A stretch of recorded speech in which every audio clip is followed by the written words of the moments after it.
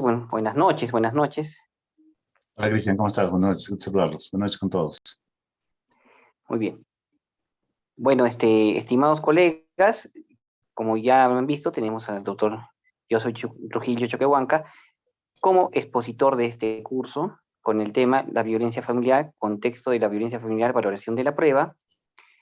Doctor Joseph, le damos la bienvenida en nombre del Ilustre Colegio Voz del Cusco, del Sindicato de la Defensa Pública de Justicia de Arequipa, del Centro de Capacitación FNSENSUB, y de todos los participantes que estamos acá gustosos que usted esté disertando hoy día. Lo dejo en uso de la sala, doctor. Muchas gracias. En principio, el agradecimiento a los organizadores del evento para poder conversar algunos temas relacionados a la violencia familiar. En concreto, quiero tratar dos temas con ustedes. Puntualmente, el contexto de violencia familiar como un elemento normativo del tipo penal y un asunto relacionado a la valoración de la prueba. Quizás podamos avanzar un poco el tema de la valoración de la prueba pericial, el tema de la valoración de la prueba personal, en estos casos de violencia familiar. A ver, rápidamente veamos. A ver, para hablar del contexto de violencia familiar, lo primero que hay que hacer es partir de la base normativa, porque es sobre el dispositivo que se va a hacer labor interpretativa. Y en el caso concreto vamos a analizar un poco el artículo 122-B que dice agresiones en contra de las mujeres o integrantes del grupo familiar. El texto normativo anota, el que de cualquier modo cause lesiones corporales que requieran menos de 10 días de asistencia o descanso según prescripción facultativa o algún tipo de afectación psicológica, cognitiva o conductual, que no califique como daño psíquico a una mujer por condición de tal o integrante del grupo familiar. El dato importante está acá. En cualquiera de los contextos previstos en el primer párrafo del artículo 108-B Código Penal. Vale decir, las agresiones en contra de las mujeres plasmadas en el artículo 122-B del Código Penal automáticamente nos remite al artículo 108-B, feminicidio, que nos hace referencia a lo siguiente. Será reprimido con pena menor de 20 el que mata a una mujer por su condición de tal en cualquiera de los siguientes contextos. Vamos, 1, contexto de violencia familiar. 2, coacción, entre otros. 3, abuso de poder, entre otros. Y 4, cualquier forma de discriminación contra la mujer. Nos interesa hacer hincapié en este elemento normativo, contexto de violencia familiar. Entonces, de plano, en el ámbito normativo, el dispositivo legal te dice que una agresión en contra de una mujer para realizar el artículo 122 literal B no se agota con el hecho de causar lesiones que requieran menos de 10 días a una mujer. No. Además de ese acto de causar lesiones a una persona, a una dama, que requieran menos de 10 días de asistencia, se exige por el dispositivo normativo que esto se produzca en un contexto. Concretamente, vamos a analizar el contexto de violencia familiar. ¿Pero qué significa eso? Algunos operadores en el ámbito penal utilizan mucho la casación 534-2017 Tacna sobre violencia familiar. Esta dice, ¿no? El artículo 2 de la ley número 26.260 conceptúa lo que constituye violencia familiar, definiéndola como cualquier acción u omisión que cause daño físico o psicológico, maltrato, sin lesión, inclusive la amenaza o coacción grave. Dicen los ponentes de esta decisión, nótese que no incluye como característica del acto u omisión causante del daño que sea habitual o reiterado, como pretende la Sala Superior en su interpretación contenida en la recurrida apartado 2.4.4.a. Tampoco la norma bajo análisis se contrae a definir las posibles secuelas que podría tener el acto dañoso en la constitución psicosomática de la persona, como equivocadamente pretende el ATPEN en la recurrida. Es decir, resulta claro que se ha producido una errónea interpretación de la norma en cuestión por parte del ATPEN. Entonces, con esto, ¿qué dicen algunos operadores en el ámbito penal? El elemento contexto de violencia familiar requiere un acto o una omisión. No se pide en este componente del tipo penal que ese acto o omisión sea habitual, sea reiterado, se haya producido en múltiples ocasiones. No, no, no. Con esta casación estamos definiendo desde una interpretación que el contexto de violencia familiar puede agotarse en un solo acto. Bueno, frente a esta forma de interpretar basada en la casación 534-2017 Tacna, se presenta otra línea interpretativa basada en el Acuerdo Plenario 1-2016, que precisamente sobre el delito de feminicidio analiza lo que es la violencia familiar como contexto. Dice, ¿no? Fundamento 54. Pero puede asumirse que un feminicidio se produzca en un contexto de violencia sistemática contra los integrantes del grupo familiar sin antecedentes relevantes o frecuentes de violencia directa precedente contra la víctima del feminicidio. Fundamento 55. Para delimitar este contexto es de considerar cuál es la definición legal de la violencia contra las mujeres. Se debe considerar lo establecido en el artículo 5 de la ley para prevenir, sancionar y erradicar la violencia contra las mujeres. Se define por esa normativa cualquier acción o conducta que les cause muerte, daño, sufrimiento físico, sexual o psicológico por su condición de tales, tanto en el ámbito público como en el privado. Y precisa en el fundamento 56, en intentos anteriores de darle muerte, de agresiones físicas, sexuales o psicológicas. Fundamento 57, no interesa el lugar en donde se expresan estas protervas actitudes por parte del hombre, pues el desvalor de la conducta sistemática es igual si se desarrolla en un lugar público o en uno privado. Los operadores penales en su mayoría han entendido que por contexto de violencia familiar se requiere una serie de agresiones que denoten sistematicidad, esto es, que sean plurales, progresivas, distintas, ya sea en contra de un integrante del grupo familiar o contra la víctima. Y ponen como ejemplo intentos anteriores, ya sea de darle muerte, agresiones físicas, sexuales o psicológicas. En buena cuenta, el Acuerdo Plenario 1-2016 que establece el contenido del contexto de violencia familiar no se reduce, a diferencia de la Casación 534-2017, a un solo acto, sino pide sistematicidad en la violencia. Esto supone que sean varios actos. Entonces, frente a un mismo dispositivo normativo, el artículo 122-B, que para poder calificar las agresiones contra las mujeres te pide, además de causarle lesiones que no superen los 10 días, un contexto de violencia familiar, que es interpretado sistemáticamente con el artículo 108-B, el que mata a una mujer por su condición de tal en el contexto de violencia familiar. Este dispositivo normativo, al ser interpretado, puede tener dos significados. A la luz de la Casación 534-2017 Tacna, unidad de hecho, basta un solo acto para establecer contexto de violencia familiar. A la luz del Acuerdo Plenario 1-2016 sobre feminicidio, te pide pluralidad de hechos, precisamente para poder establecer un contexto, situación o entorno que permite establecer un escenario en el que se va a producir el acto agresor o el acto feminicida. Entonces, frente a estas dos formas de interpretación, la teoría te exige establecer qué naturaleza tiene este elemento. ¿Es un elemento de naturaleza descriptiva o es un elemento de índole normativa? Y precisamente solo podría ser un elemento de índole normativa porque requiere hacer un proceso valorativo para determinar su significado. Y ese proceso valorativo, ¿qué duda cabe? Tiene que partir de la ley 30.364, su artículo 5, que dice: la violencia familiar es el acto o efecto de producir lesiones, agresiones, entre otros, en contra de una mujer o integrantes del grupo familiar. Eso dice el dispositivo, que es analizado precisamente a través de la Casación 534-2017. Pero ojo, eso dice el dispositivo para establecer que es violencia familiar. Pero el artículo 108-B y el artículo 122-B del Código Penal no enuncian el que causa lesiones corporales que requieran menos de 10 días a través de la violencia familiar, o el que mata a una mujer por su condición de tal, producto de la violencia familiar. No. Los dispositivos normativos te piden no solo violencia familiar, sino te exigen un contexto de violencia familiar.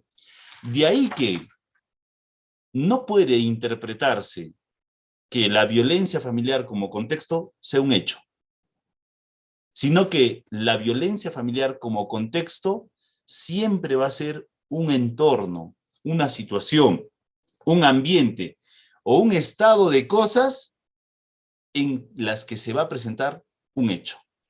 Y precisamente ese ambiente, escenario, entorno, situación o estado de cosas, va a tener una serie de características que la dogmática más autorizada ha llamado verticalidad, motivación de destrucción, ciclicidad, progresividad y riesgo vulnerabilidad. En buena cuenta, los dispositivos 122-B y 108-B del Código Penal no hablan de que las lesiones o el acto de matar a una mujer se produzcan en la violencia familiar, sino en un contexto de violencia familiar. Y el contexto de violencia familiar como elemento normativo requiere que haya pluralidad de eventos, sucesos, escenarios, situaciones o estados de cosas que me permitan establecer: bajo este escenario o contexto se ha producido un acto concreto, y ese acto concreto en ese escenario sí puede constituir agresiones contra integrantes del grupo familiar o feminicidio, porque el contexto de violencia familiar no se limita en agredir o en causar la muerte de una persona, sino precisamente en hacer todo eso bajo un entorno, contexto, situación de agresiones múltiples, psicológicas, físicas, sistemáticas, cíclicas, reiterativas o frecuentes. En buena cuenta, el elemento normativo contexto de violencia familiar exige que este elemento sea propuesto fácticamente en un requerimiento acusatorio, en un requerimiento de prisión o en una sentencia al momento de tomar una decisión sobre un caso de agresiones o un caso de feminicidio. Si es que establecemos claramente que el contexto de violencia familiar como elemento normativo requiere, además del hecho imputado, una situación o estado de cosas que permitan describir que ese hecho imputado se desarrolla en una situación, entorno o contexto, recién ahí podremos configurar típicamente el 122-B o el 108-B. Si es que ese contexto no existe, no puede configurarse un delito. Podrá configurarse una falta o una figura de menor gravedad, pero un delito del 122-B, imposible. Vayamos un poco a la casuística. Veamos este requerimiento acusatorio emitido en el expediente 5.934-2018, incidente 50. La imputación hecha por la Fiscalía era precisamente por agresiones contra integrantes del grupo familiar, artículo 122-B. ¿Cuáles eran los hechos imputados? Se imputa al acusado que, con conocimiento y voluntad, el día 13 de septiembre de 2017 a las 19:30, agredió físicamente al agraviado, quien es su hermano, insultándole y propinándole un cabezazo en el pómulo izquierdo. Hechos ocurridos en el interior del domicilio del agraviado, ubicado en calle Amazonas 222, Mariano Melgar. Hechos precedentes. Entre las partes medio un vínculo de parentesco por consanguinidad, al ser hermanos. 13 de septiembre a las 19:30, el agraviado se encontraba en su departamento, calle Amazonas 222, Mariano Melgar, llegando su hermano, diciéndole que quería hablar. Concomitantes. En esas circunstancias, el acusado comenzó a insultar al agraviado con palabras soeces y le propinó un cabezazo en el pómulo izquierdo. Hechos posteriores. El agraviado pasa al reconocimiento médico legal que describe tumefacción, equimosis y requiere un día de atención facultativa por 3 días de incapacidad médico legal. La pregunta de rigor en este caso es: ¿se describe que hay una agresión entre integrantes del grupo familiar? Sí, el hermano 1 agrede al hermano 2 y producto de eso le genera lesiones que requieren 3 días de incapacidad médico legal. Hasta ahí estamos claros. Pero el 122-B no se agota en producir lesiones a otra persona menores a 10 días. El 122-B exige como elemento normativo la propuesta de un contexto de violencia familiar. Y un contexto de violencia familiar supone que haya habido agresiones, ataques, discusiones, peleas, riñas, que hayan generado un estado de cosas o un clima de violencia precisamente entre esas personas. Esa propuesta fáctica tiene que estar claramente delimitada en la acusación. Si esa propuesta fáctica no está, entonces es inviable configurar el elemento normativo contexto de violencia familiar que el 122-B requiere por remisión al 108-B. En buena cuenta, esta imputación tal como está propuesta es una imputación atípica del artículo 122-B. Y muestra de ello es que la sentencia emitida en ese expediente analiza el caso y postula este cuadro. Dice, ¿no? Tipo objetivo, sujeto activo, verbo rector, la modalidad típica, sujeto pasivo. Hasta aquí no tenemos ninguna discusión. Hermano 1 es imputado como autor del hecho, verbo rector, causar, generó lesiones, modalidad corporales que requiere menos de 10 días, sujeto pasivo, otro integrante del grupo familiar, pero el tema central es: ¿cuál es el contexto de violencia familiar que la acusación ha descrito en el caso concreto?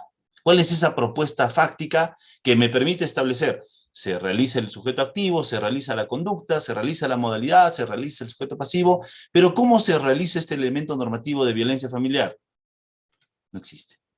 La propuesta fáctica, como está descrita, no desarrolla ningún enunciado de hecho que te permita configurar una situación previa o un clima de agresiones entre los hermanos. Por eso es que la sentencia emitida por el Cuarto Juzgado Penal Unipersonal Módulo Básico de Paucarpata anota lo siguiente.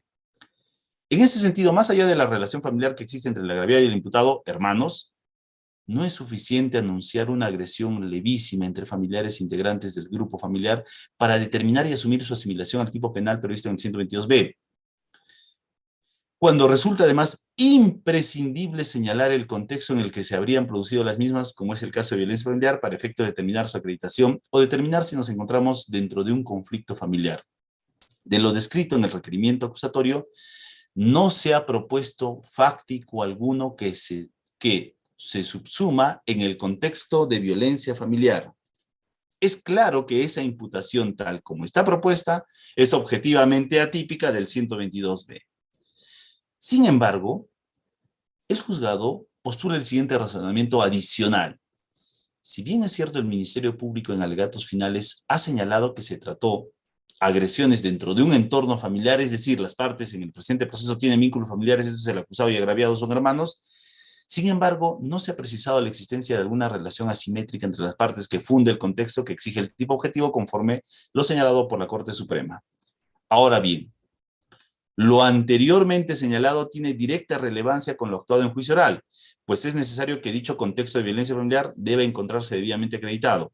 En el presente caso, durante el desarrollo de juicio, se actuó como medio de prueba por parte de la Fiscalía la declaración del efectivo policial. Sin embargo, no se evidencia del mismo que acredite dicho contexto de violencia familiar que requiera ser probado. Medios que no se han ofrecido menos actuado en el juicio oral. Conclusión, por lo que en el presente caso no se acreditó el contexto precisado por el Ministerio Público. Aquí hay algún ejercicio argumentativo que se puede establecer. ¿Qué pasa si el efectivo policial hubiera declarado en juicio que ella tiene conocimiento de diversas denuncias que los hermanos del imputado han presentado en contra de él? Y dentro de esas diversas denuncias existen algunas que han tenido medidas de protección y algunas que han tenido sentencia condenatoria. Si esa información se introduce precisamente por el efectivo policial, entonces el órgano judicial podría decir, el contexto está aprobado porque el efectivo policial de la jurisdicción conoce al imputado por diversas denuncias que ha tenido previamente. Cuidado. Es claro que el análisis de prueba requiere previamente postulación de hechos. Y si ese fáctico no está propuesto en la acusación, y si aún la acusación ha utilizado todavía la modalidad de la acusación directa, entonces no debe el órgano judicial suplir la ausencia de una imputación a través de la actividad probatoria que se produzca en juicio para decir, ¿sabes qué? El contexto de violencia familiar, si bien no ha sido imputado fácticamente, sí ha sido desarrollado probatoriamente en el plenario porque ha habido prueba que me ha permitido establecer ello. Eso precisamente quiebra la naturaleza acusatoria que establece que el órgano encargado de hacer la imputación es el Ministerio Público. El órgano encargado de resolver sobre esa imputación es el órgano judicial. De forma tal que, si el razonamiento de esta sentencia pretendía establecer que si hubiera habido prueba para que se pueda configurar el contexto de violencia familiar, eventualmente se hubiera emitido una sentencia condenatoria, resulta irracional porque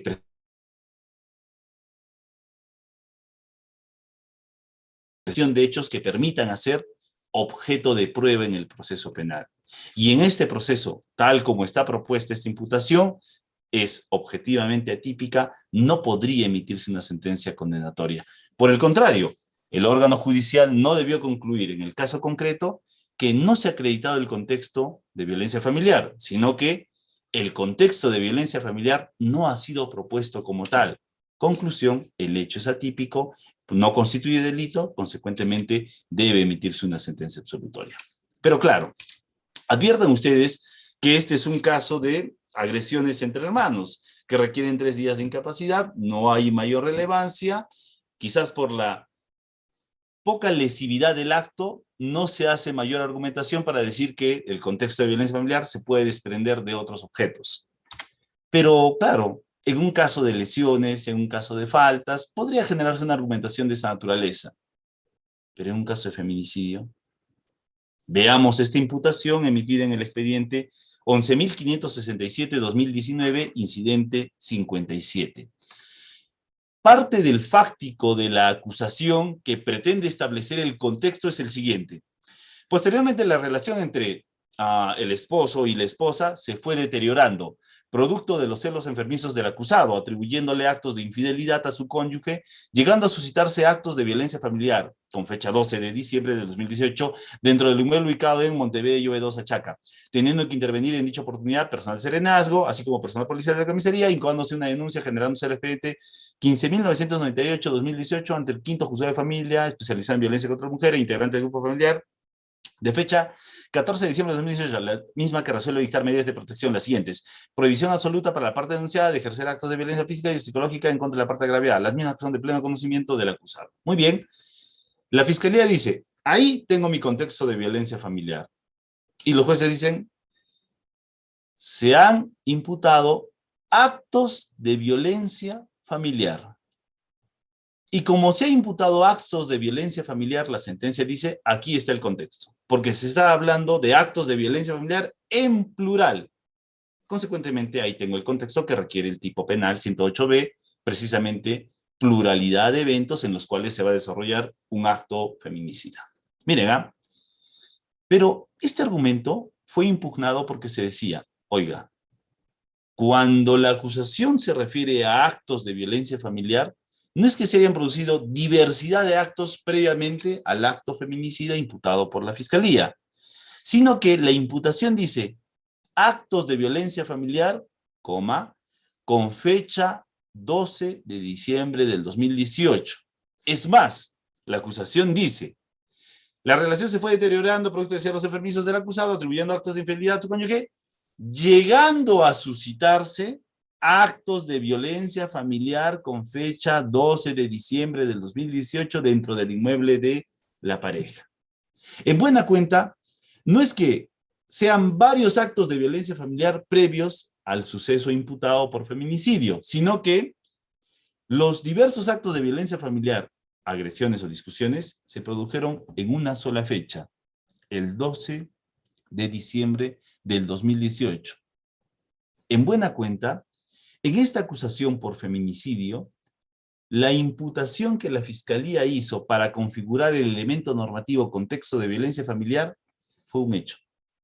Un hecho consecuencia de celos, actos de infidelidad, materializados el día 12 de diciembre del 2018. Y la pregunta de rigor sería, ¿un hecho puede realizar todo un contexto?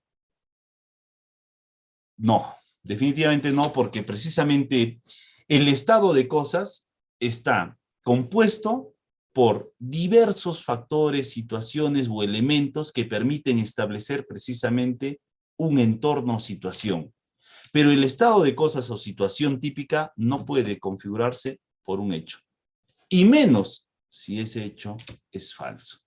Pese a esto, miren a la argumentación que se propone para segunda instancia dice lo siguiente, fundamento 2.7.1.1.3 dice, en torno a ello, se advierte que en el requerimiento de acusación se indica que la relación entre el acusado y la agraviada se fue deteriorando, producto de celos enfermizos, llegando inclusive a atribuirse actos de infidelidad y suscitándose actos de violencia familiar con fecha 12 de diciembre del 2018. Miren cómo la imputación dice, y suscitándose. Cuando uno revisa, la acusación dice, llegando a suscitarse. ¿Dónde dice que estos actos son unos y otros son los de violencia familiar del 12 de diciembre? Cuando la imputación describe que todo esto es un solo hecho. Así, efectivamente, se evidencia que se indica violencia familiar con fecha 12 de diciembre del 2018, es decir, circunscrito a un hecho. Sin embargo, dice, a pesar de ello, este colegiado toma en consideración que en la imputación fiscal se indica además, porque lo separa con este término y suscitándose, que producto de los celos enfermizos de la comunidad le llevó a atribuir actos de infidelidad. Todo este marco, celos enfermizos, atribución de infidelidad, actos de violencia familiar el día 12 de diciembre, evidencia que la imputación fiscal estuvo compuesta por aspectos que se condicen inexorablemente con un clima de violencia familiar. Pues incluso esos celos enfermizos y actos de infidelidad previos son los que generaron otros actos de violencia que han sido indicados en la sentencia de primera instancia. La pregunta es, ¿cuáles serían los otros actos de violencia indicados en la sentencia si precisamente la acusación solo propone actos de violencia familiar con una fecha? 12 de diciembre del 2018. Es más, la acusación establece que los celos enfermizos, actos de infidelidad, llegaron a suscitarse actos de violencia el 12 de diciembre. No es que la acusación diga, oiga, relación entre agraviados se fue deteriorando, producto de celos enfermizos, llegando inclusive a violencia y suscitándose actos de violencia en fecha distinta. Pero claro, si tenemos un caso de agresiones contra integrantes del grupo familiar, 122b, que requiere contexto de violencia familiar, pero como es un caso que no denota mucha gravedad, que no puede ser objeto de crítica, porque a pocos le interesa la vida de dos hermanos en un contexto, en una pelea o una agresión, pero en cambio, si se trata de un feminicidio, que es un delito que incorpora mayor gravedad y además existe cierta mediatización del caso, entonces, en ese caso, tendría que darse una tratativa distinta. Esto precisamente revela que los elementos normativos del tipo penal, cuando son correctamente interpretados, se aplican de manera regular a través de una sentencia. Pero cuando estos elementos normativos son forzados a través de la imputación de proposiciones fácticas no fiscales, sino judiciales, permiten establecer validación de sentencias irracionales. Porque precisamente, bajo el mismo argumento de entender que el contexto de violencia familiar requiere diversidad de hechos que permitan establecer el clima, las agresiones o la mala relación que existe entre familiares, un caso puede merecer absolución y otro caso puede merecer condena. Eso precisamente es una irracionalidad en la aplicación del derecho en casos concretos. Ahora, sobre ese tema, definido que el contexto de violencia familiar no puede agotarse en un hecho y que por el contrario requiere un contexto, veamos un poco el tema de la valoración y este tema de valoración con perspectiva de género, que es lo que se puso de moda en cierto momento, ¿no? Veamos esta casuística, ¿ya? A ver, este caso hipotético. Juan y María, enamorados, deciden ir de noche a un hotel a tener relaciones sexuales. Al ingresar a la habitación, María utiliza los servicios higiénicos para ponerse ropa cómoda mientras Juan se recuesta en la cama. En ese momento empieza a vibrar el celular de María, entonces Juan toma el equipo para alcanzarlo al baño, de pronto llegan mensajes de WhatsApp de Pedro, quien es el mejor amigo de Juan, y se tratan de fotos y videos que muestran a María y Juan realizando sexo en casa de María el mismo día, pero por la tarde, horas antes de que ellos se encuentren en el hotel. Sumamente indignado, Juan golpea la puerta del baño y le exige una explicación a María, quien sale despavorida e inicia una discusión acalorada precisamente con su enamorado, con Juan. El cuartelero, sin conocer el motivo de la pelea, llama a la policía segundos antes que los efectivos ingresen al cuarto. María se golpea en el rostro con la mano y se coloca detrás de los policías, a quienes les dice que ingresó voluntariamente al hotel para tener relaciones con su enamorado. Sin embargo, debido al carácter irascible de su enamorado, decidió ya no tener sexo con él. Empero, dice ella también, él la quiso violar, intentó penetrarla contra su voluntad, la golpeó en el rostro y si no hubieran llegado los policías, de hecho lo hubiera ultrajado. Ante esta información, los efectivos toman las prendas íntimas de Juan y María para el examen forense y le piden a María que se someta a las pericias en el área de medicina legal. ¿De acuerdo? Este es el caso. La fiscal a cargo del caso pide a los biólogos, médicos y psicólogos o psicólogas del área de medicina legal que analicen las prendas y también estudien corporalmente a la víctima y psicológicamente con una perspectiva de género.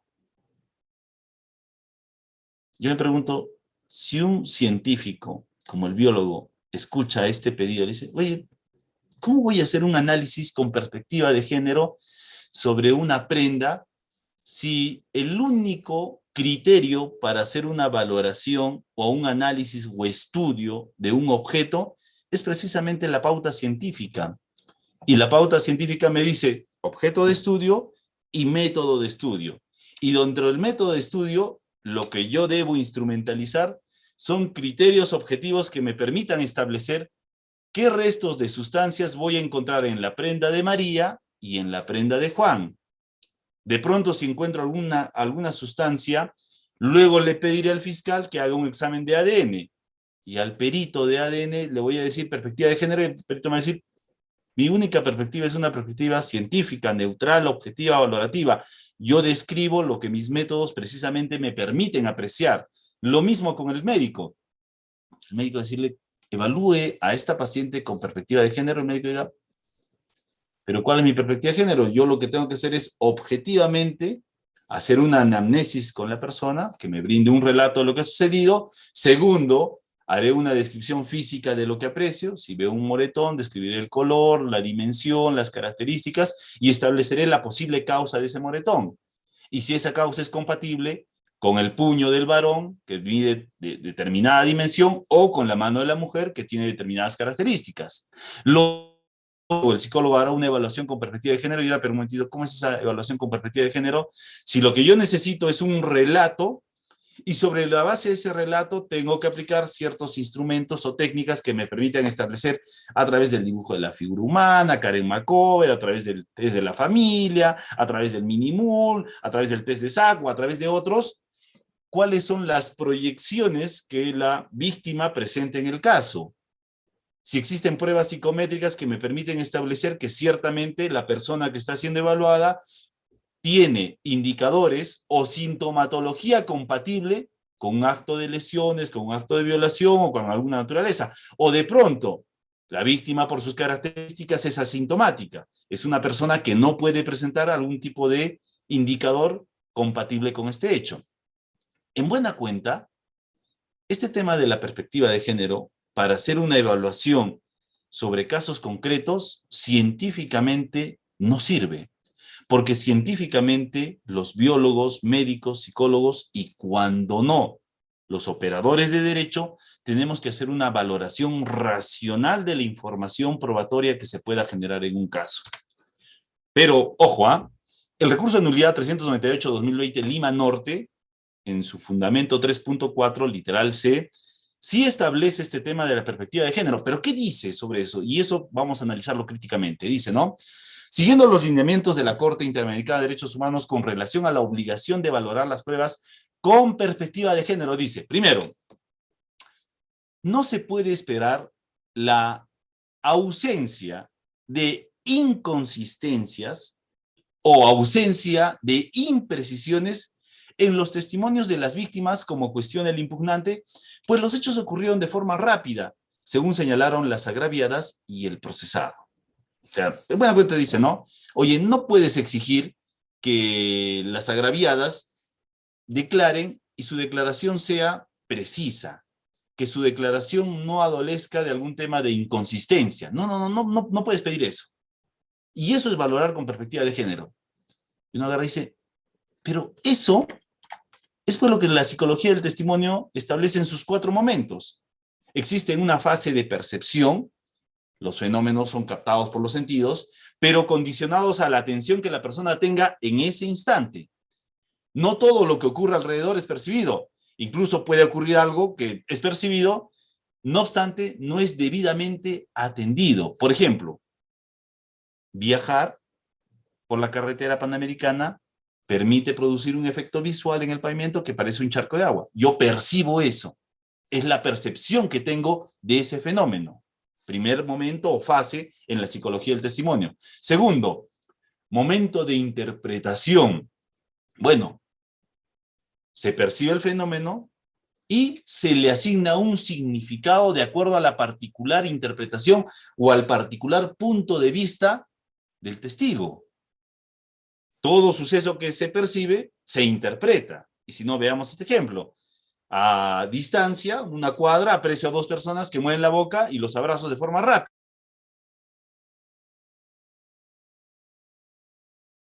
Se encuentran después de tiempo y se pretenden abrazar. O también diré sobre el mismo fenómeno, son 2 personas que están discutiendo y están a punto de iniciar una pelea. Miren cómo la percepción del fenómeno puede ser interpretado de forma distinta. Pero no solo eso pasa, sino que también opera el momento de retención.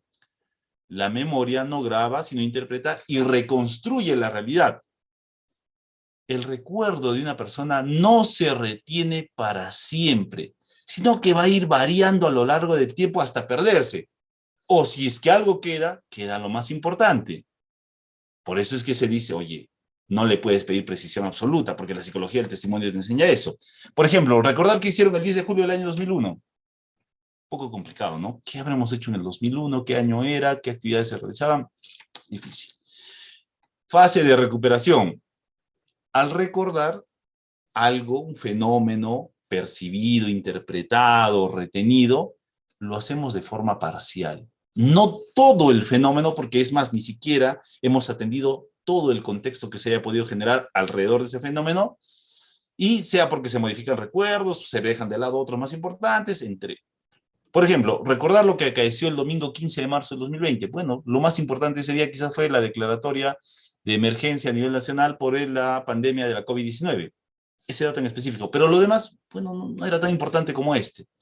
Entonces, si uno dice, utilizando la psicología del testimonio, que es una herramienta que permite analizar por qué los testigos no son precisos o pueden presentar algunas inconsistencias en detalles, uno puede decir, oye, yo no necesito una perspectiva de género para valorar algo que la psicología del testimonio enseña cada rato.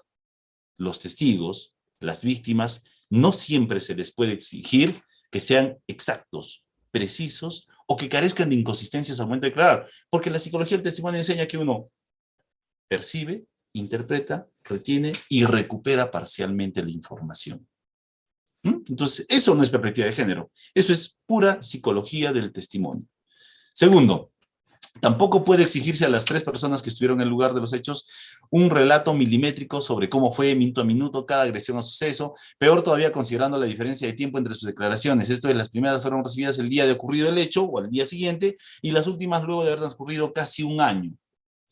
Claro, en psicología se enseña que una persona recuerda más un evento cuando temporalmente se encuentra más próximo al mismo. Ocurre el hecho hoy día y lo voy a recordar hoy día claramente.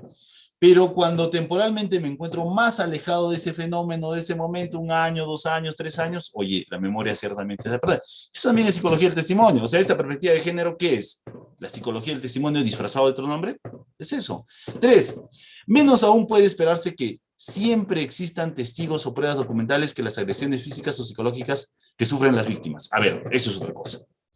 Claro, si se produce una agresión de un hombre hacia una mujer o viceversa, de una mujer hacia un hombre, no siempre van a haber testigos alrededor de ese hecho.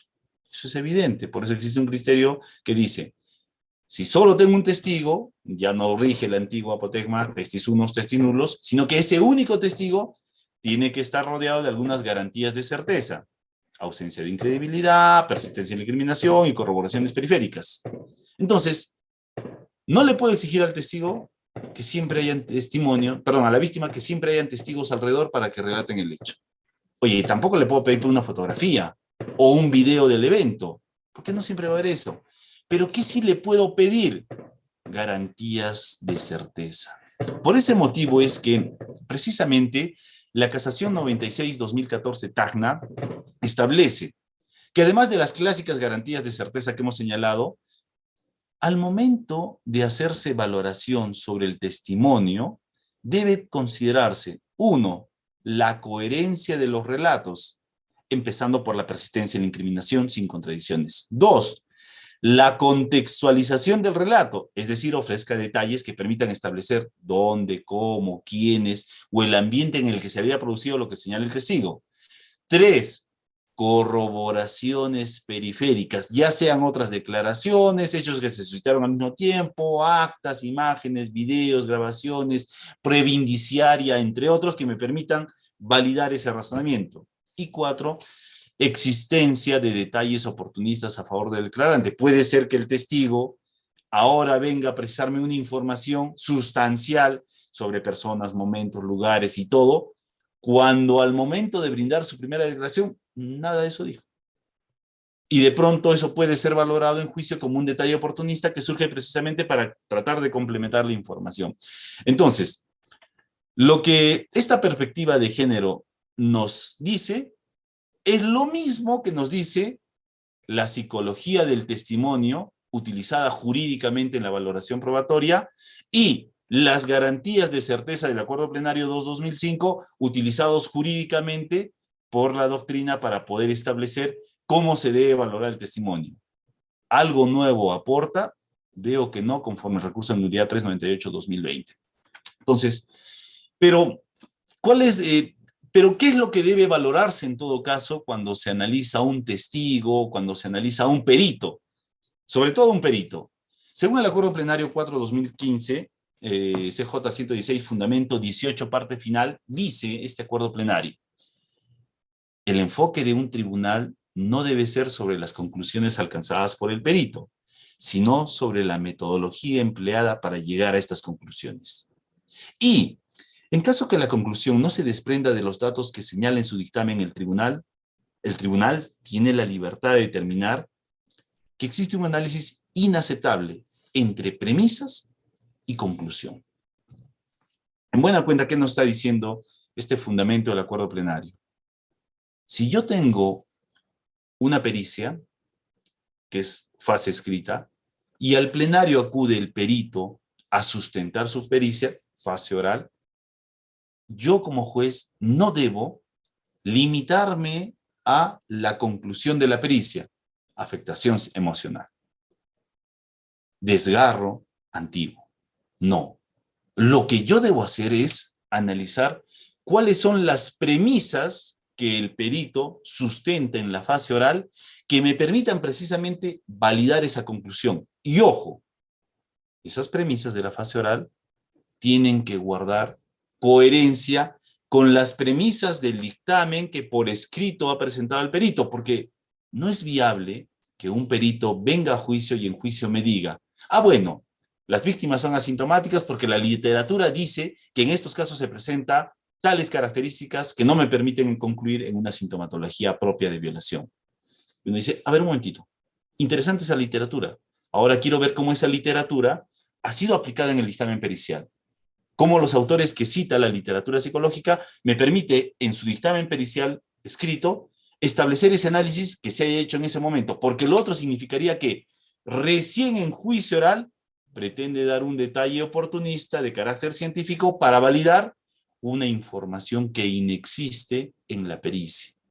Por eso es que este acuerdo plenario, cuando establece que el enfoque no debe basarse en las conclusiones, sino en las premisas, debe entenderse las premisas postuladas en el dictamen pericial y debidamente sustentadas en la audiencia de juicio oral. Veamos.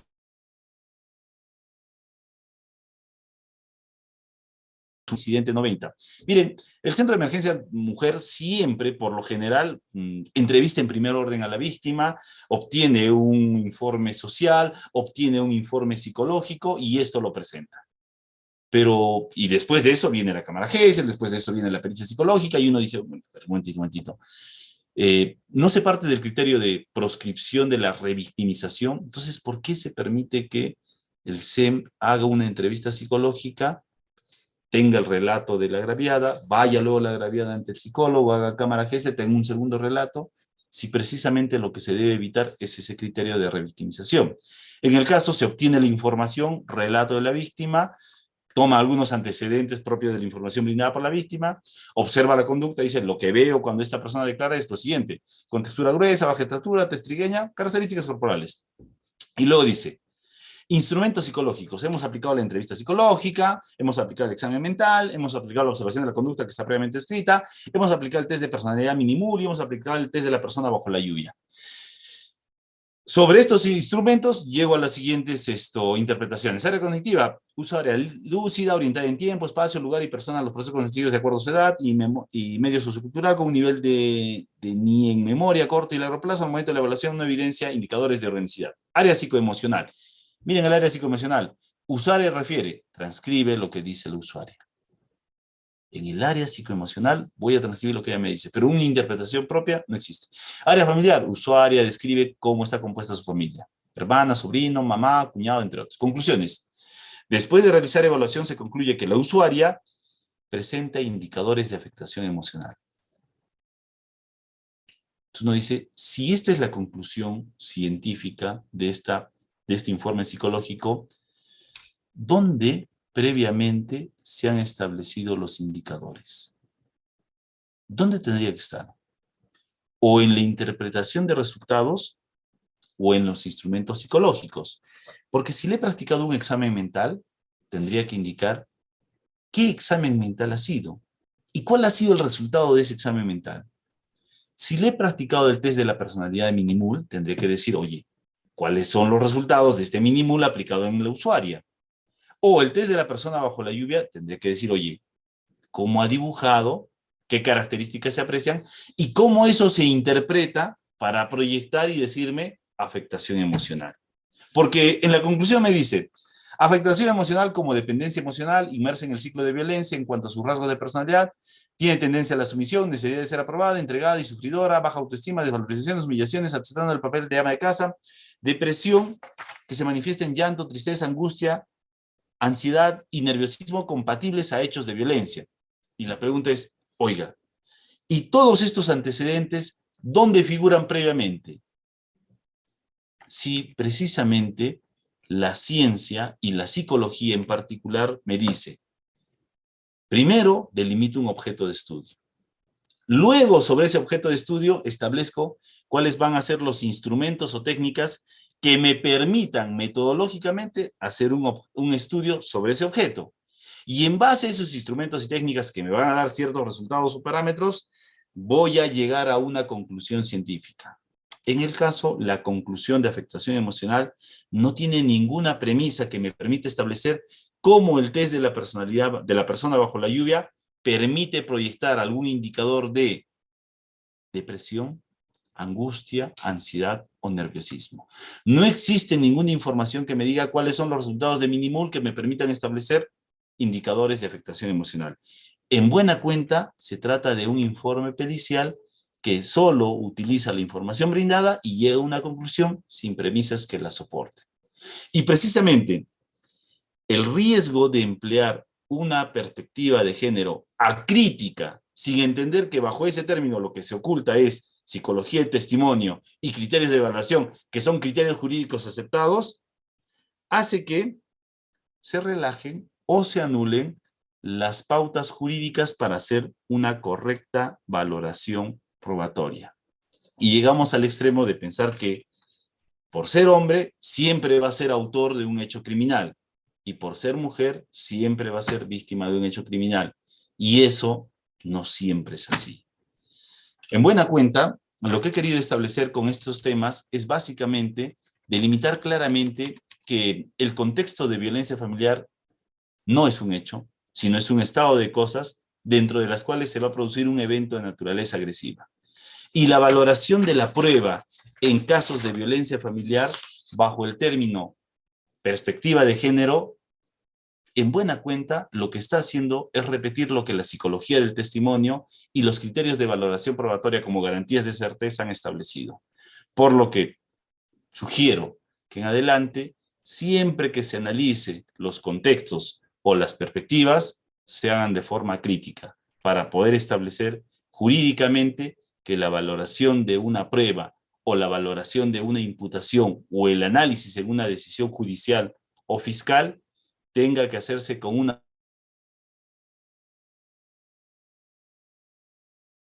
eso es de aquellas garantías y derechos que se encuentran positivizados en la Constitución. Y esto es presunción de inocencia, carga de prueba, motivación judicial.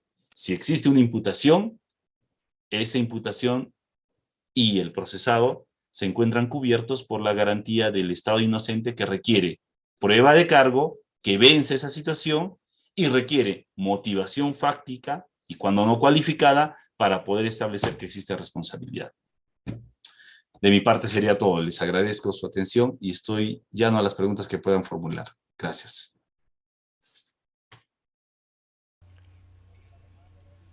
Muchas gracias, doctor Joseph. Si es que hay alguna pregunta de los participantes, pueden levantar su mano y les estaremos habilitando el audio. También pueden utilizar el chat para hacer las preguntas pertinentes. Muchas gracias. Damos unos minutitos, doctor Joseph, para ver las preguntas.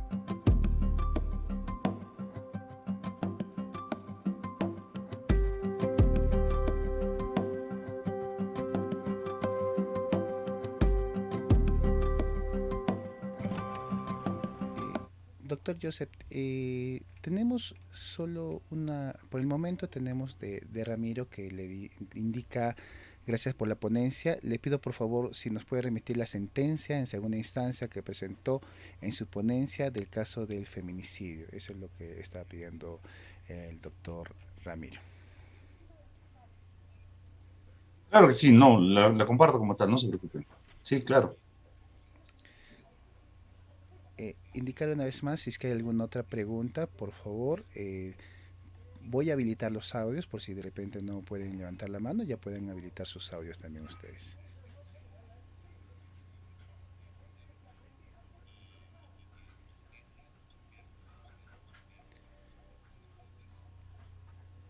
Aunque, doctor, todo ha estado muy claro, le comento, ¿eh? Entonces me imagino que también a todos les ha parecido muy claro todo lo que usted nos ha brindado el día de hoy.